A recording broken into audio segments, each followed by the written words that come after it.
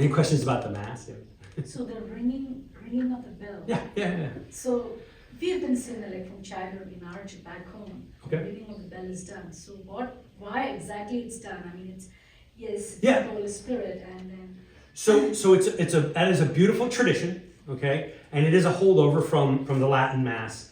And the Latin Mass, and it was just a beautiful Mass. If you ever get a chance to attend one, I certainly recommend it. We had them in the seminary. Okay, I don't speak Latin, that's why I can't do it. But nonetheless, back then the people generally didn't speak Latin, and the priest's back was to the people, so you may not know when the Holy Spirit's coming.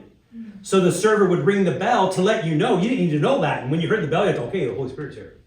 You know? And then at the consecration, and this is very Latin Rite or Roman Rite. In the East, they don't do this. The Eastern theology, it's got its own beauty, by the way. The whole East-West schism of the 11th century.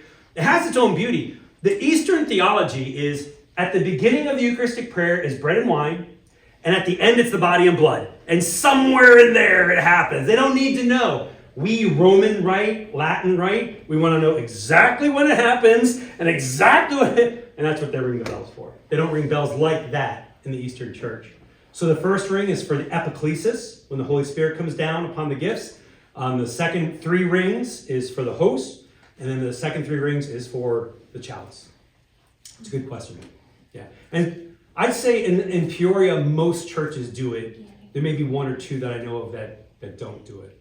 Yeah. And it's more tradition, I think. The poor servers, they think like if they don't ring it, like the bread doesn't become they're mortified. They think that they're ringing the bell is what makes it happen. I'm like, oh, it's okay if you mess up. Like Jesus is still here, you know. Like, so like, oh my God, I forgot. It's kind of cute, but it's also like you need to correct that. Great question.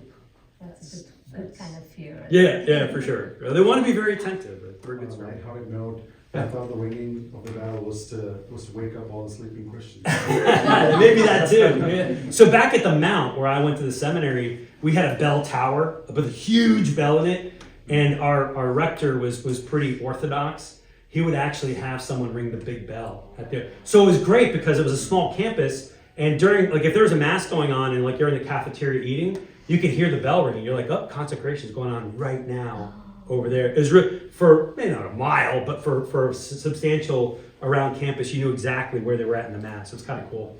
Yeah, to wake you up. Especially, I will say this, there was a university dorm next to that tower, and I don't think the kids, because they were not seminarians, they were just regular high school or college kids, I don't think they appreciated the bell ringing at 7 o'clock in the morning.